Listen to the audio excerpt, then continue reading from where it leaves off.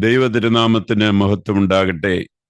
എന്നെ കേൾക്കുവാൻ സർവശക്തനായ ദൈവം വീണ്ടും ഇടയാക്കുന്ന എല്ലാ അനുഗ്രഹിക്കപ്പെട്ട പ്രേക്ഷകർക്കും കർത്തൃനാമത്തിൽ എൻ്റെ ഹൃദയംഗമായ സ്നേഹവന്ദനങ്ങൾ. എല്ലാ പിതാക്കന്മാരും തങ്ങളുടെ പ്രിയ മക്കൾക്ക് നല്ല ഉപദേശങ്ങൾ നൽകുകയും അനുഗ്രഹിക്കുകയും ചെയ്യണമെന്ന് ദൈവം ആഗ്രഹിക്കുന്നു. അത് നമ്മുടെ പൂർവ്വപിതാക്കന്മാർ ദൈവഹിതപ്രകാരം ചെയ്തിരുന്നുവെന്ന് തിരുവെഴുത്തുകളിൽ നമ്മൾ കാണുന്നു. എല്ലാ നന്മകളും അനുഗ്രഹങ്ങളും നമ്മിൽ വസിക്കുന്ന ദൈവത്തിൻ്റെ ആത്മാവിൽ നിന്ന് പുറപ്പെടുന്നു എന്ന് മാത്രം. തൻ്റെ ജീവിത വിശുദ്ധി കൊണ്ടും സൽപ്രവൃത്തികൾ കൊണ്ടും ദൈവത്തെ പ്രസാദിപ്പിച്ച പുണ്യവാനും മാതൃകാ പിതാവുമായ തൂബീദിൽ നിന്നും അല്പമായെങ്കിലും ദൈവഹിതപ്രകാരം നമുക്കൊന്നിച്ച് പഠിക്കുവാൻ ശ്രമിക്കാം. തൂബീദിന്റെ 14 അധ്യായങ്ങൾ അടങ്ങിയ ഒരു ബുക്ക് തന്നെ ഓൾഡ് ടെസ്റ്റ്മെന്റ് കാത്തലിക് ബൈബിളിലും വിശുദ്ധ ഗ്രന്ഥം അഥവാ ഡ്യൂട്രോ കാനോനിക്കൽ ബുക്ക് എന്ന പേരിൽ ഓറിയന്റൽ ഓർത്തഡോക്സ് ബൈബിളിലും ഉൾപ്പെടുത്തിയിട്ടുണ്ട്. ഇത് വായിക്കുന്നത് വളരെ വളരെ അനുഗ്രഹമായിരിക്കും.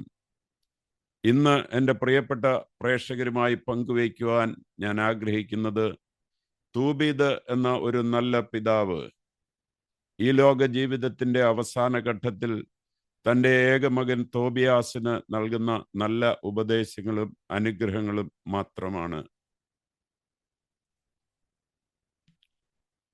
നമുക്ക് ഒന്ന് കേട്ടു നോക്കാം. എൻ്റെ പ്രിയപ്പെട്ട മകനെ, ഞാൻ നിശബ്ദനാകുന്നതിന് മുൻപ്, എൻ്റെ പാതകൾ മന്ദമാകുന്നതിന് മുമ്പ് ആത്മാവ് നൽകുന്ന സതുപദേശങ്ങൾ എൻ്റെ പ്രിയമകനെ ഞാൻ നിനക്കായി വരും തലമുറകൾക്കായി സമർപ്പിക്കുന്നു. ആജ്ഞകളായി മാത്രമല്ല, ഒരു പിതാവിൻ്റെ തികഞ്ഞ വാത്സല്യത്താലും ആത്മപ്രേരണയാലും ഉത്തേജിതമായ ലാളനകളായും മകനെ നീ സ്വീകരിച്ചാലും. നിന്റെ അമ്മയെ നിന്റെ ജീവിതകാലം മുഴുവൻ ആദരവോടെ കരുതി നീ സ്നേഹിക്കണം. അവൾ തൻ്റെ ഉദരത്തിൽ നിന്നെ വേദനയോടെ വഹിച്ച് ത്യാഗത്തോടെ പ്രസവിച്ചു എന്ന് നീ ഓർക്കണം. അവളുടെ ഹൃദയം വേദനിപ്പിക്കരുത്.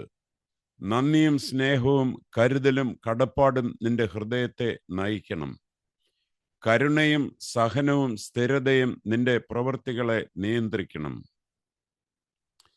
എല്ലാറ്റിനും ഉപരിയായി നിന്റെ ദൈവമായ കർത്താവിനെ എപ്പോഴും എപ്പോഴും ഓർക്കണം.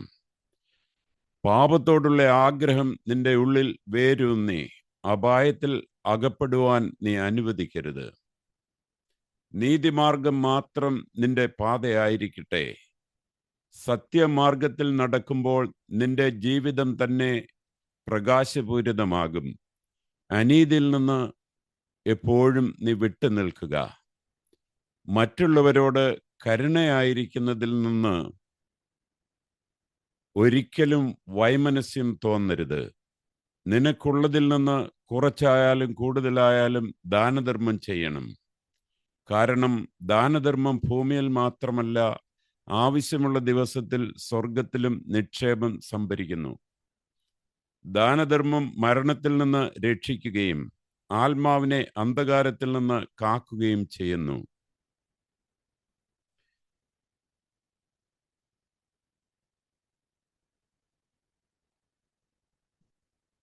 വിശുദ്ധിയോടും വിനയത്തോടും കൂടെ നിന്റെ ജീവിതം കാത്തു സൂക്ഷിക്കുക. അഹങ്കാരവും അക്രമവും ഇല്ലാത്ത ജ്ഞാനമുള്ള ബന്ധങ്ങൾ തിരഞ്ഞെടുക്കുക. ഓരോ തൊഴിലാളികൾക്കും അവൻ്റെ വേതനം വൈകാതെ നീതിയോടെ നൽകുക. മറ്റുള്ളവരെ സത്യസന്ധമായി സേവിക്കുമ്പോൾ നീ ദൈവത്തെ തന്നെയാണ് സേവിക്കുന്നത് എന്ന് ഓർക്കുക. നീ വെറുക്കുന്നത് മറ്റൊരുവനോട് ചെയ്യരുത്. അതിർത്തി വിട്ട ജീവിതത്തിലും എല്ലാ മ്ലേച്ഛ ആസക്തികളിൽ നിന്ന് ഒഴിഞ്ഞു നിൽക്കണം. വിശപ്പുള്ളവന് നിന്റെ അപ്പം പങ്കിടുക. ദരിദ്രന് നിന്റെ വസ്ത്രം പങ്കുവയ്ക്കുക. ദൈവം നിന്നെ അനുഗ്രഹിക്കുന്നതനുസരിച്ച് അഹങ്കാരം കൂടാതെ നിന്റെ ദാനധർമ്മവും വർദ്ധിപ്പിക്കുക. ജ്ഞാനികളുടെ ഉപദേശം അന്വേഷിക്കണം. നല്ല ഉപദേശം ഒരിക്കലും തള്ളിക്കളയരുത്. എല്ലാ കാലത്തും കർത്താവിനെ സ്തുതിക്കണം. നിന്റെ പാതകൾ നേരെയാക്കുവാൻ ദൈവമായ കർത്താവിനോട് പ്രാർത്ഥിക്കണം. എല്ലാ നല്ല ദാനങ്ങളും ജ്ഞാനവും ദൈവത്തിൽ നിന്നാണ് വരുന്നത്. നീ ദൈവത്തെ ഭയപ്പെടുന്നുവെങ്കിൽ ദാരിദ്ര്യത്തെ ഭയപ്പെടേണ്ട. പാപത്തിൽ നിന്ന് മാറി നേരായ വഴിയിൽ നടക്കുകയും ദൈവത്തെ പ്രസാദിപ്പിക്കുന്നത് പ്രവർത്തിക്കുകയും ചെയ്താൽ ദൈവം നിന്നെ ധാരാളമായി അനുഗ്രഹിക്കും. ഇപ്പോൾ എൻ്റെ മകനെ, ദീർഘ ജീവിതത്തിൻ്റെ അവസാനം ഞാൻ പഠിച്ച സത്യങ്ങളെ കേൾക്കുക. രാജ്യങ്ങൾ ഉയർന്നതും വീണതും ഞാൻ കണ്ടിട്ടുണ്ട്. എന്നാൽ ഇതിൽ ഞാൻ ഉറപ്പുള്ളവനാണ്. ദൈവം തൻ്റെ വാക്കിനോട് വിശ്വസ്തനാണ്. അവൻ അരുളി ചെയ്തത് അവൻ്റെ സമയത്ത് നിവർത്തിക്കും. അനുസരണക്കേടിനാൽ ജനങ്ങൾ ചിതറിപ്പോകുന്ന സമയങ്ങൾ ഉണ്ടായാലും ദൈവം തൻ്റെ ജനത്തെ എന്നേക്കുമായി ഉപേക്ഷിക്കുന്നില്ല. അവൻ വീണ്ടും അവരെ ശേഖരിക്കും. അവൻ കരുണ കാണിക്കും. തകർന്നതെല്ലാം അവൻ പുനർനിർമ്മിക്കും. അവൻ്റെ വാസസ്ഥലം മഹത്വത്തിൽ പ്രകാശിക്കും. അനേകർ സത്യത്തിൽ അവനിലേക്ക് തിരിയും. ജാതികൾ കർത്താവിനെ സ്തുതിക്കും. വരുവാനിരിക്കുന്ന തലമുറകൾ അവൻ്റെ കരുണയിൽ ആനന്ദിക്കും. യെരൂശലേം മഹത്വത്തോടെ പുനർനിർമ്മിക്കപ്പെടും. ദൈവാലയം എല്ലാ ജനങ്ങൾക്കും പ്രത്യാശയുടെ അടയാളമായി നിലകൊള്ളും.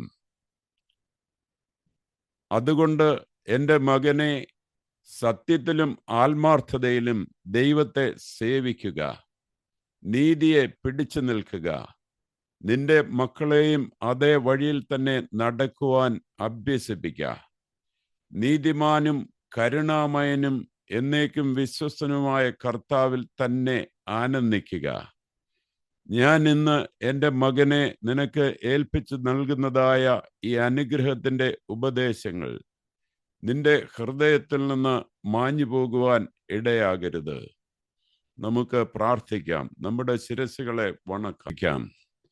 കരുണയുടെയും നീതിയുടെയും സത്യത്തിൻ്റെയും ഉറവിടമായ നല്ലവനായ ദൈവമേ, ഈ ജീവിതയാത്രയിൽ നീ ഞങ്ങൾക്ക് നൽകുന്ന സർവ്വദാനങ്ങൾക്കും ജ്ഞാനത്തിനും ഇന്ന് ഞങ്ങളോട് സംസാരിച്ചു കൊണ്ടിരിക്കുന്ന നിന്റെ വാത്സല്യത്തിനും ഞങ്ങൾ നിന്നെ സ്തുതിക്കുന്നു.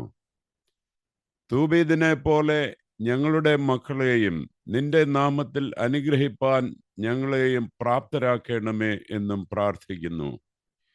നീതിയിൽ നടക്കുവാനും കരുണയെ സ്നേഹിക്കുവാനും നീ ഞങ്ങൾക്ക് ഏൽപ്പിച്ചതിൽ നിന്ന് ഉദാരമായി നൽകുവാനും ഞങ്ങളെ സഹായിക്കണമേ എന്നും പ്രാർത്ഥിക്കുന്നു.